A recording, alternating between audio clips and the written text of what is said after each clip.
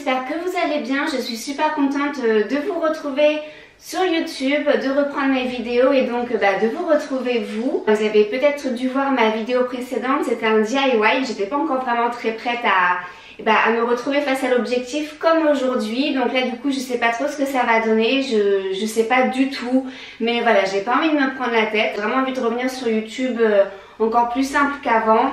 Et d'ailleurs je reviens pour un tag, parce que bon je reviens quand même en douceur, je fais des petites vidéos faciles pour commencer. Et donc c'est un tag sur le minimalisme. Il y a 8 questions, je vais essayer de répondre le plus rapidement possible pour pas que cette vidéo soit trop longue à regarder pour vous. Parce que j'ai remarqué qu'effectivement les vidéos trop longues, on s'ennuie rapidement quand même. Donc voilà, sans plus attendre, donc si vous souhaitez regarder ce tag qui traite sur le minimaliste, restez avec moi, ça commence tout de suite.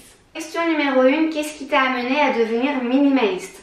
Donc en fait, tout simplement, j'ai toujours admiré en fait les gens qui arrivent à vivre heureux avec rien du tout. J'ai souvent vu des reportages, par exemple, les populations qui vivent sur des îles, sans forcément dire lesquelles, parce qu'il y a beaucoup d'îles qui existent sur cette terre. Mais en fait, ils n'ont pas grand-chose, mais ils sont heureux et on sent vraiment qu'ils sont heureux pour des vraies choses. Beaucoup le savent, j'ai toujours aimé la population des gens du voyage. Je trouve que voilà, partir comme ça, léger, ne pas s'encombrer de choses, aller hop on part en caravane avec les crocs et tutti quanti. En mode voilà, on s'encombre pas, on voyage léger, on se prend pas la tête. Ce qui m'a fait le déclic, c'est que je trouve que si le bonheur émane d'un objet, c'est pas réel en fait, je trouve que c'est factice. Donc voilà, c'est un petit peu tout ça qui m'a fait devenir minimaliste aujourd'hui. Dans toutes les causes, faut pas être extrême et je peux pas dire aujourd'hui que je suis à 100% minimaliste, je pense qu'on peut pas. Je pense qu'il faut juste faire un maximum comme on peut et voilà, je vais pas non plus me trimballer dans la rue juste avec une petite culotte et puis une paire de claquettes, non.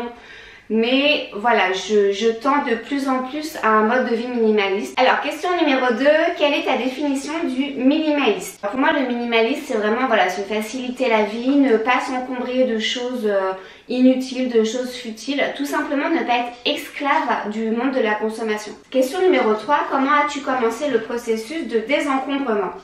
Donc tout simplement j'ai ouvert mon dressing, j'ai sorti du placard tout ce que je ne mettais pas depuis 1 an voire 2 ans. Il y avait quand même pas mal de choses au final.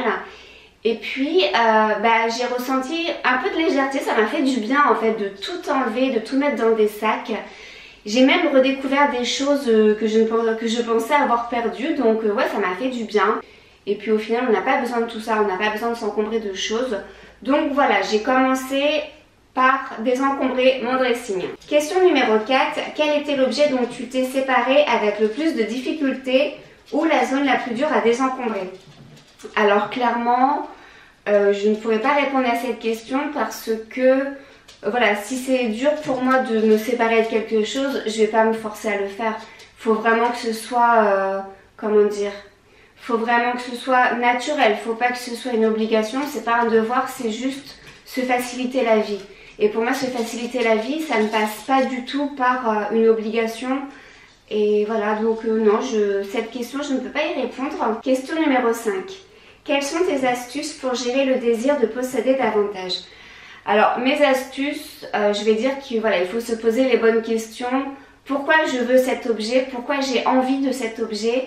Est-ce que c'est vraiment utile? Est-ce que c'est vital? Est-ce que j'en ai réellement besoin? Trouver la cause profonde de cette envie et essayer de la combler différemment, par exemple en faisant une activité sportive ou manuelle, juste aller dehors, les animaux, la nature. Là on va se dire qu'en fait on n'a pas réellement besoin de ça, que la terre continue à tourner même si on n'a pas le dernier iPad ou la dernière paire de chaussures.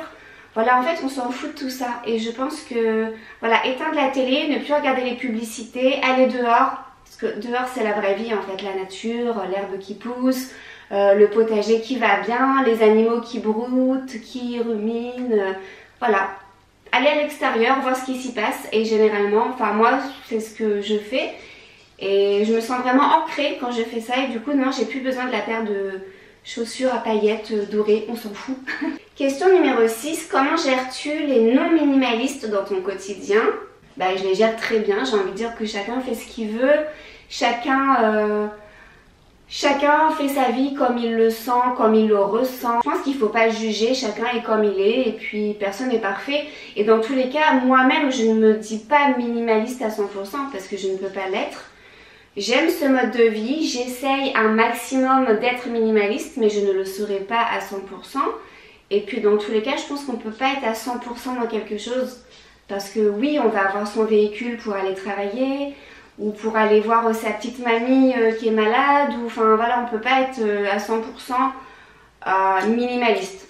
Pour moi, c'est pas possible, ou alors ce serait se marginaliser et se couper complètement finalement du monde qui nous entoure, et c'est pas ce qu'on veut. Question numéro 7. As-tu un plaisir coupable pour lequel le minimalisme ne s'applique pas?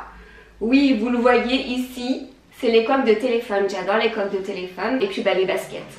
Alors les baskets, plus elles sont moches bizarrement et plus moi je vais les adorer.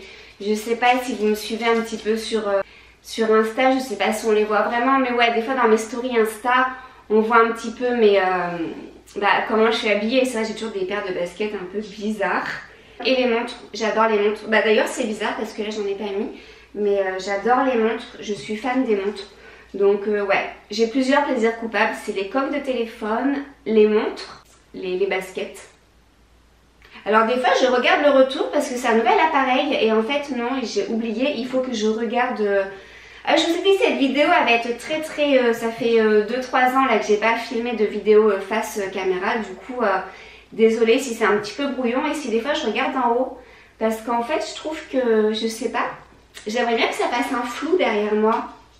Mais j'espère que ça va faire un flou. Alors dernière question, question numéro 8. Quelle est ton astuce préférée pour les nouveaux minimalistes? Bah, je dirais qu'il n'y a pas vraiment d'astuce ou de conseil. En fait, c'est vraiment, ça passe par un ressenti. C'est un déclic, un réveil de conscience, un ancrage. Ouais, voilà, je pense que c'est vraiment un ressenti. C'est une envie vraiment de vouloir se désencombrer de choses qui n'ont pas forcément la place dans nos vies. C'est se recentrer sur les choses vraies. Donc, comme je disais tout à l'heure, c'est la nature, la famille, les proches. Et ça, finalement, si on regarde bien, c'est pas des objets en fait. En fait, c'est vraiment se faire du bien, d'être minimaliste, je trouve, tout en préservant la planète, la nature, l'environnement. Voilà, je trouve que c'est un petit peu une suite logique. Donc voilà. Après, voilà, si vous voyez une story Instagram demain et que je porte une nouvelle paire de baskets, et ben voilà, c'est que je me serais fait plaisir aussi. Je pense qu'il faut continuer à se faire plaisir, mais pas dans l'excès. Moi, je vais plus faire des paniers avec plein de cacoules dedans. Donc oui, cacoule, je sais pas si vous savez ce que ça veut dire, c'est une expression de ma belle-mère. C'est des petites babioles, quoi, des petites bricoles. Voilà, ce tag est terminé, j'espère qu'il vous aura plu. N'hésitez pas donc à me mettre en commentaire si vous aimez ce mode de vie ou si vous essayez de devenir minimaliste. Je pense que voilà, être un petit peu minimaliste, c'est bien, ça fait du bien. Et donc voilà, je vous fais plein de gros bisous, j'espère que cette vidéo vous aura plu. Je vous mets tout dans la barre d'infos comme d'habitude, mes réseaux sociaux. Je vous fais plein de gros bisous.